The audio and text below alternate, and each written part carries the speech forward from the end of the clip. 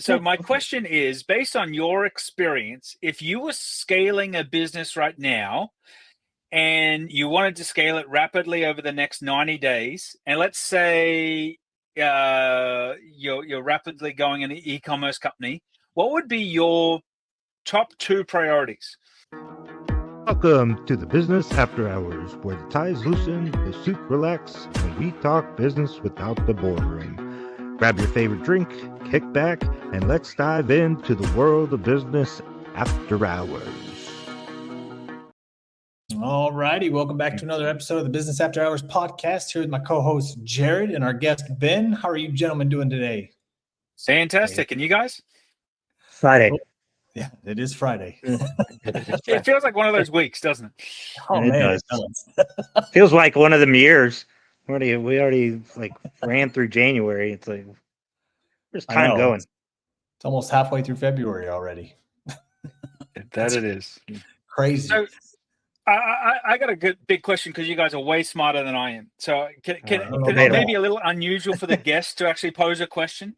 Sure. So my question is, based on your experience, if you were scaling a business right now and you wanted to scale it rapidly over the next 90 days, and let's say you're rapidly going in an e-commerce company, what would be your top 2 priorities? Forget top 10. Like if you had to do something and you go like, hey, I want to go and I want to hit $100,000 a month. What would you guys do? Marketing number one. Yeah, I mean, I think you got to focus on your online presence, especially being in e-commerce. So you got to hit the nail on the head for all that, and then a good engagement with your customers, I would say. How about yourself? Well, it's like marketing's all interesting because it depends on the products you have and the service you have, and like if you can even get TikTok and the TikTok store approval, and like it's just like everyone's just like, hey, great, like yeah, we were running ads on Facebook, and the Facebook ad account literally got restricted an hour ago, and I'm like, all right, great, like it's just a roll with it. So like if Facebook becomes restricted because of an automated check, you're then dealing with that process, right? And then like nothing is straightforward. Like, and assuming everything is like there's no straight line. Like you go through Amazon, you're selling on products on Amazon. So it's just like, okay, how would I be advertising? But one of the things I would also be making sure is that you don't be super reliant on one channel, because the more of these channels that move towards automation messes up. Like we got an Amazon brand registry issue right now because they're trying to validate a new company and new trademarks, and that they're having an issue because that stuff takes like 60 days, 90 days to register, right? So like, and then we can't turn on you can't turn on all the advertising channels they provide to you because your account doesn't have like the pieces they need, right? So like, and then everyone's just like, well, with advertising, it's just like, okay, right, what type of advertising? Like, and every channel is different. Every channel is unique. And like, I was just thinking back to some of the research that and stuff that other people have mentioned. I'm like, when you're at certain levels and you got an advantage to do things that aren't necessarily scalable, like the direct mail, like we're recruiting about 15 influencers a week right now to promote the product and all that type of stuff. But to facilitate that, I had to go on like, how do I create a promotion kit? So I'm not sending them $500 worth of product to get this user generated content, which then you have to promote anyway, right? So it's kind of like, so then it's just like, well, think a little smarter, create a promotional kit, create a promotional supply kit, all that then has to get direct mail. So you're already in the hole. And like, as the business owner, you're not in the whole $20 to get something out the door. You're in the whole thousands of dollars to get product at the door, the mailers, the everything. And then you're like, all right, you're building momentum. So I guess there's a lot of, everyone just goes advertising. Okay, great. Like the world of advertising is changing really rapidly. And there's no like, hey, I'll place an ad tonight, I'm going to crush it tomorrow. Like I think that's an unrealistic play, don't you? Or am I mistaken? Oh, absolutely. But I think it goes back to what you were saying, like having being brought out, especially online, your online presence. And I think that's key for having your own website too, because it is still something that you can control. So if something like obviously here in the United States, we're facing this TikTok ban again. So So if you're strictly on TikTok, well, now you're at the beck and call of that particular platform. But if you had your own website, it's extremely hard to take that down. Yeah, well, what's interesting about the TikTok play too is that supposedly, if you had the app installed, you can run it, but you can't. Your ad is limited. The TikTok store is kind of biased right now because all the features of the TikTok store aren't even turned on, right? Like, so then it's kind of like, well, you're not promoting to new users, you're promoting to existing users, because in certain countries, because there's issues in Australia, there's issues in other countries as well, like that are happening with it. So like there's no one source platform, and I feel sorry for all the people who built what they thought was Correct. a business through TikTok, and now they're like, well, what how do I actually promote inventory? Correct. No, and it is, and I think that's why, like what you were saying earlier, is to diversify your platform, not just rely on one. I think the other thing is understanding, who your product is for, understanding the pain points and what your product is solving, right? Because if you can't understand how you're going to talk to those customers to sell that product, you're not going to get anywhere to begin with. So, like marketing, of course, SEO, paid per clicks. There's a lot of ways, blogs, but then there's also understanding how to reach those clients that need your service or your product. You're on mute, Ben. Sorry, I said good point. That's a good point. Yeah, really understanding those pain points and understanding that.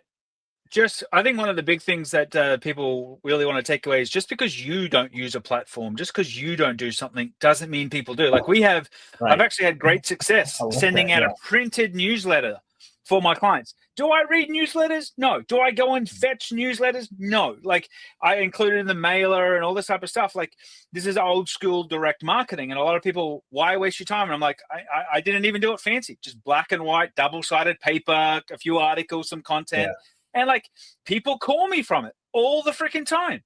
So it's kind of like, yeah, you can, there's all the new stuff, there's all the AI hype of stuff, but sometimes just like simple education to people is really, really powerful. Right. Well, I think the other thing is that when they talk, they say that you need like 6 to 7 touches before somebody really purchases from you. And so being one system, you have to count on that 6 or 7 times of getting in front of that client, where if you're doing it multiple ways, mailers, you get it in the mail and you say, oh, okay, ignore that. But then you get a thing through Facebook, and see an ad for that same company, right? It starts sticking in your, and then you're into TikTok, right? And you watch a video. So it's trying to hit all of those touch points, to really sell your product. And I think there's a 100%. False sense that it's going to sell automatically, that you don't have to do anything. You can just throw it in there and it does it automatically, and they'll buy automatically. And I don't think that's the case at all. Well, some of the new data is actually 21 touch points, not 7, 21 touch points. That's how competitive it is. Honestly. And it's for people like don't understand touch points. It's just really about introducing your product or your company in front of that person. It's not necessarily selling them 20 times. It's just putting your product in front of them so it gets constantly into their mind. Yeah, and a touch point could be a YouTube short that they've discovered. They read an article, they heard about your company, they saw a story, they watched a webinar, or they like touch points can be variable, right? They're not all, hey, buy my crap, buy my crap, buy my crap. Like, because that buy my crap call may actually happen down the road. But yeah, touch points are, you want to be thinking about that more. I think one of the easiest touch points people could do is retargeting if they aren't doing that. Like if you've got a buyer list or a buyer audience and you're not retargeting the people, which retargeting is the technical term for online stalking, the people who already come to your stuff, engage in your videos, engage in your content, look, literally spend $3 a day. Like, you're only stalking the people who have touched something of yours already, and it just keeps you in front of them and like kind of keeps bringing them into the fold, keeps exposing them to your content machine, your online presence, and everything that goes with it. You can send like automation for that too. Like you don't necessarily have to remember. If you've got a good CRM that allows automation, you can build it into there so that these clients you can automatically put in there and it takes care of the rest for you. So you don't even need to necessarily do it. right? No, 100%. You're 100% right. And that's on the assumption that people are actually using their CRM. The data is going into their CRM. They've got some emails, like 90 days of emails. There's a huge thing with just I know. having 90 days of emails loaded. Like, Crazy. You also have to test, right? Too, like what works and what doesn't work. And so you can't do that until you test it, right? Until you actually send stuff and get data back, right? yeah, So 100%. Ben, what's your background? My background is online e-commerce. I got a law degree and a criminology degree from Australia. I do online automation, and I've been doing that. Last year, I helped scale a company to $150 million in gross sales. We did that in 8 months. I build robot employees. Like I've just built content publishing systems for people to help them publish 500, 2,000, 5,000 posts, blog posts, and social media posts a month. So when you're talking about, hey, we're creating content, how do I start to publish and syndicate content out in a bigger way? Because most people aren't aware. Like if you're a business owner and you're like, yeah, okay, how many tweets? All right, here's a question for you guys. Jeff, how many tweets do you do a week? Ooh. Oh, None. tweet is the word for X, which is the new Yes. name, right? I still call it Twitter, but whatever, right? Jeff? No, I agree. Not enough. No. A How handful, many? maybe. Yeah, probably just a How many? handful, honestly. Maybe Yeah, 5, what's 10, that? maybe. 3, 5, 10? Yeah, somewhere Yeah, around he's just 5 saying or one of those 5 numbers. I'm even worse. I've got 0. Like I'm All not right, an so X user at all. yeah, so the thing is, I saw some data the other day to be a part of the algorithm. So there's a level of like I'm participating in the platform, but now I'm participating in the platform at a level where the algorithm actually helps to syndicate content, syndicate stuff, right? Because that threshold is 70 tweets a week, Wow. right? So that's 10 tweets a day. Break it down, 10 tweets a day. So if you want to like, because there's one thing, yeah, I post to YouTube. Okay. So, do you post shorts to YouTube? Do you post a 50-minute webinar to YouTube? What do you Right. post to YouTube, right? Like, and so it's just like, all right, how do you get the algorithm to start suggesting and using your content? So that's one of the things we're doing is we're helping people take their content and repurpose it and syndicate it. And I've been building these tools because like I'm scaling an e-commerce company now. So I'm taking everything I've done in the last 20 years and putting it and folding it into this e-commerce company because we want to scale it to 100 million. So it's just like, how do we do that? But how do we do it where we don't need a team of 1,000 people to actually do that? Right. So what is one misconception that people have when you approach them about automation? They think they've got their data all in place. Like they think, so I'm like, okay, great. You want me to help you start automating stuff, right? Like, let's talk about content creation, right? Well, what video content do you create each week for us to then be able to repurpose that into 500 blog posts? And they're like, none. Okay. Did you do any webinars last month?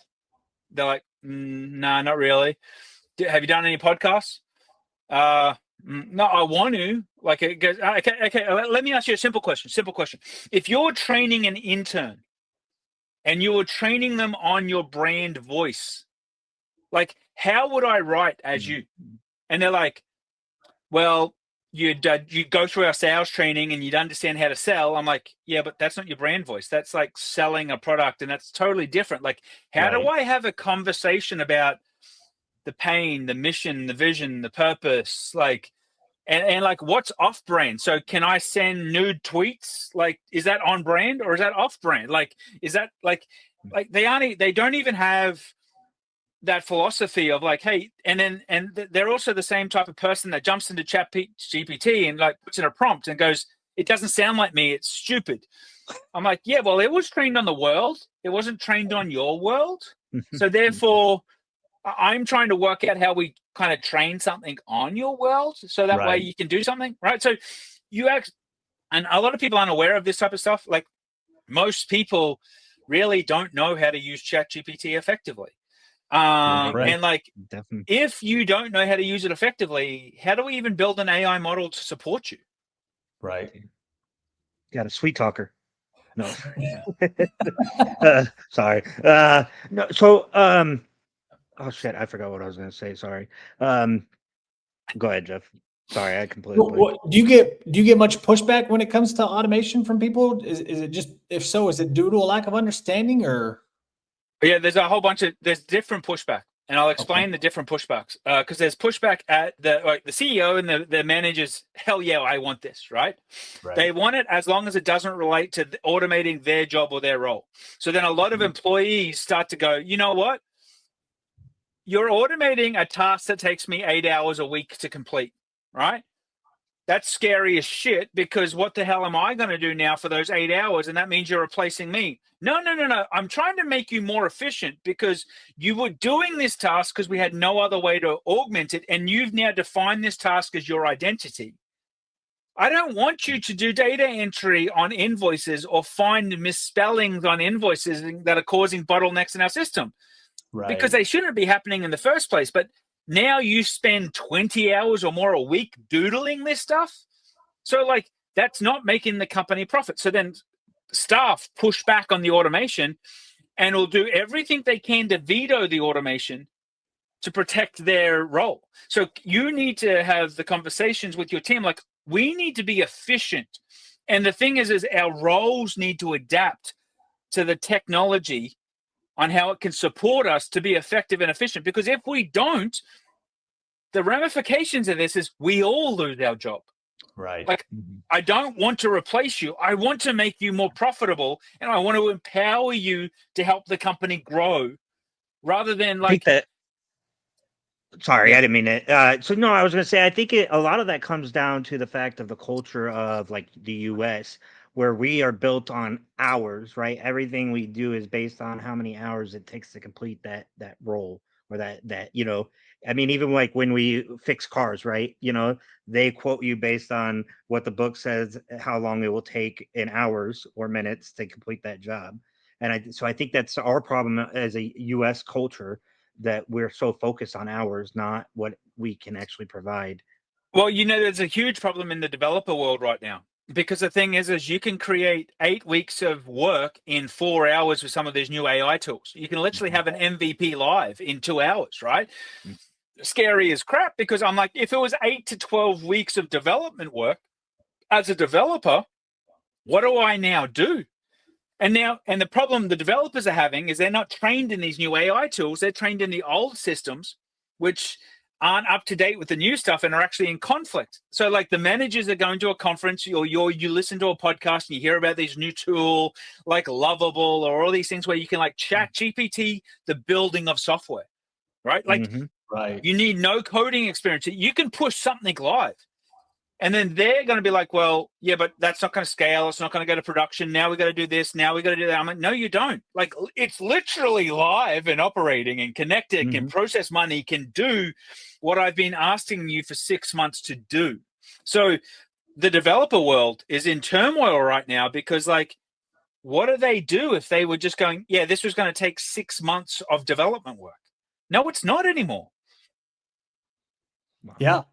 No, I mean, we've found a new program that Jared played around with for a website, and it built this beautiful website with just a couple clicks of a button. And he was trying to find somebody to build it for him at the time, and 12 grand, but he had it built in a matter of minutes for free.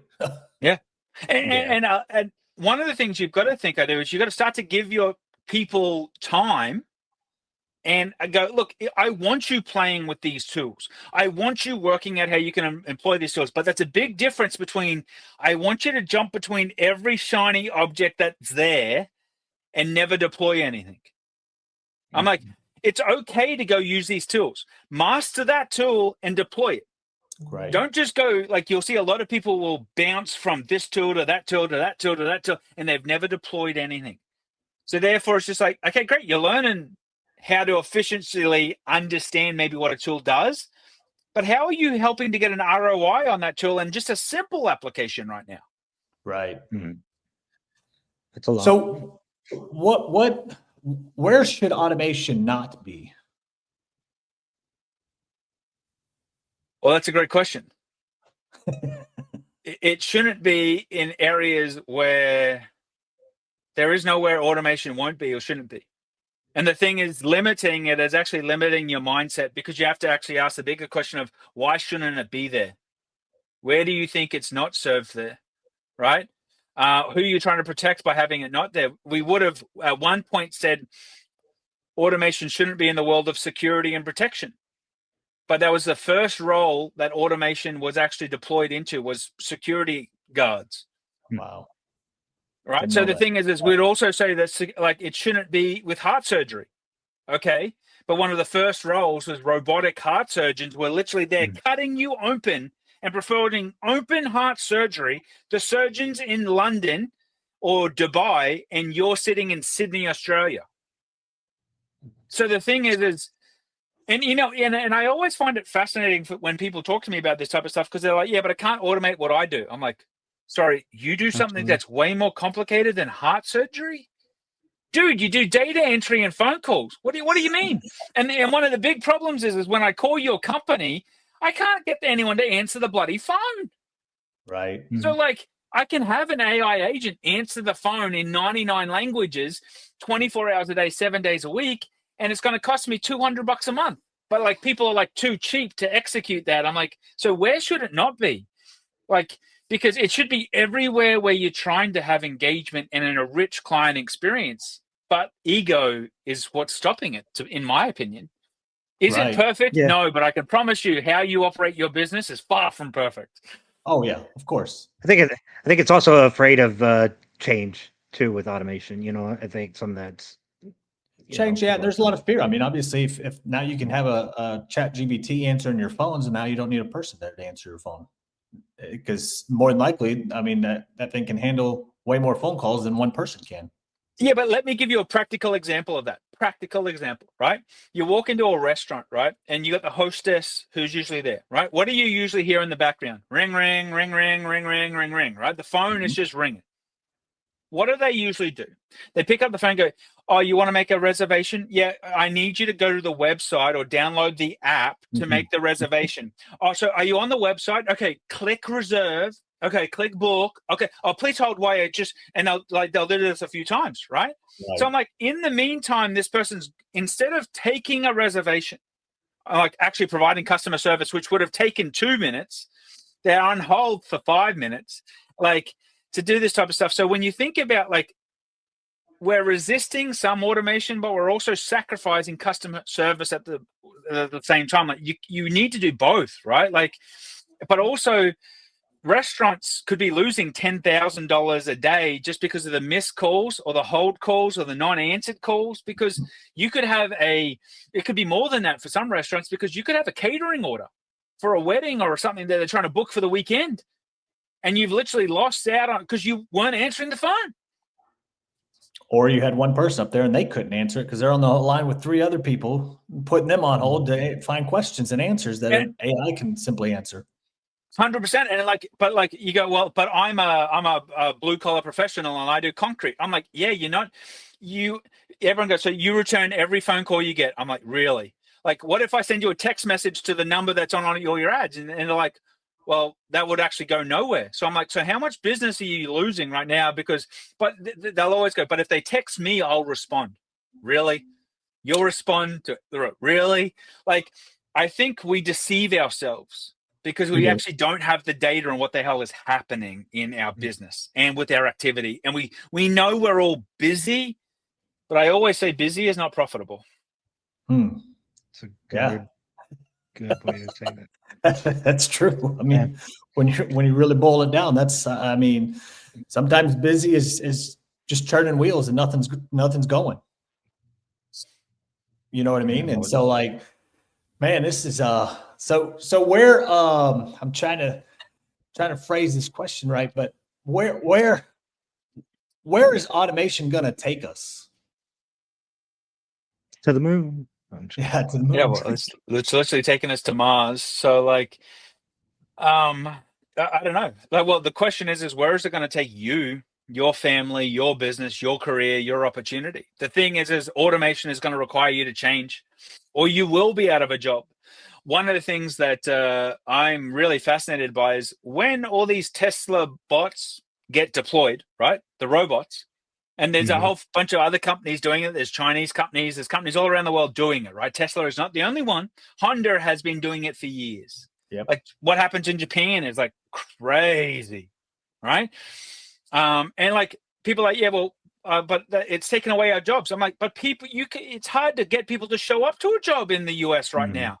Like, and if we look at what's going on, okay, who's going to mow the yard if certain things happen? Who's going to pick, like they're deploying robots into agriculture because people won't do the job. It's too hard. Everyone wants to be the TikTok brand influencer, and that doesn't really make sense. So yeah, there's a huge amount of opportunity. So like, what are people going to do with this evolving technology and understanding you have to evolve? Like we can't go back to the world of Amish or homesteading. That's a different choice in itself. I mean, we've evolved into these cell phone devices and never thought we'd be carrying around a phone, much less texting on it and instant communication from people around the world. So I think it's going to be so forced upon us that you're going to have to. Like I just bought my labels. Like, so I was like buying labels for our products, right? Like just simple labels that go in a glass jar, right? And I went and got a whole bunch of quotes. My quotes, I'll give you a practical example. My quotes range from like $180 for a roll of labels because we print our own labels and we do co-branding and all this type of stuff, right? And I got a whole bunch of local businesses, $180 to like $500 for one roll, right? The guy who quoted me one roll, I'm like, dude, $500? Like, what the for Jesus? Like these things made of platinum, like. And then I'm like, what am I thinking? Why aren't I opening up to international quotes, right? I quoted. And there was 3 specific label sizes I needed for our products. Nothing sexy. This is not sexy stuff, right? I opened it up internationally, and I got quotes for my best quotes started coming out of Asia, which is where a lot of these labels are made anyway, right? At $30 a label. So I got the 3 labels plus shipping, which is FedExed, for $172 for all 3 together. And the cheapest American company was like at 180. And I'm like, and the production time was exactly the same. Therefore, the delivery time was exactly the same. 4 days production, 5 to 7 days shipping. I'm like, so the thing is you may think you're playing at a local game, but you're really not. And like, if you deal anything with property, you might be dealing with property management companies that are managing property portfolios from all around the world. Like, this applies at every level. Yep. Wow, it's been good. Well, Ben, as we wrap up here, why don't you go ahead and give it a little plug in for your company and tell us what you do and how you can help people out. Yeah, so if anyone's looking for automation to improve their workflows, improve their efficiency, or even just understand what the hell can I do? Because most people are lost in the forest for, well, what could I automate? How could I automate? We offer complimentary calls where we're just going to show you some options. I can even show you some options on what you can do for free. Because maybe you're not even ready to engage with somebody. Like maybe you just want someone to kind of guide you down the road so you just don't go down the wrong rabbit hole, because there's plenty of them. And it doesn't require you to spend hundreds of thousands of dollars to like get a result. That's what we do. We help people automate their business to become more profitable. And as the company's called Automate Boring, we typically automate the boring, repetitive, tedious stuff that's robbing you of joy. That's awesome. Jared, you got anything else you want to add? No, thanks for coming on, Ben. It was a pleasure. I always love talking automation, so it's a great conversation. So yeah, definitely appreciate your knowledge and expertise in this. This is awesome, and hopefully we can get some business thrown your way and at least get some questions that some people might have for you. Yeah, I'd love to answer the questions, and we can do some hot seats when people role play. I love doing all that type of stuff, and like literally just helping people understand like what to do. Like even show people tips and tricks with ChatGPT blows their mind. Like stuff they weren't even aware of. Like that type of stuff is always fun and enjoyable. Awesome. Well, thank you again, Ben and Jared. You guys have a great weekend. Thanks, guys. Welcome to the Business After Hours, where the ties loosen, the suit relax, and we talk business without the boardroom. Grab your favorite drink, kick back, and let's dive into the world of business after hours.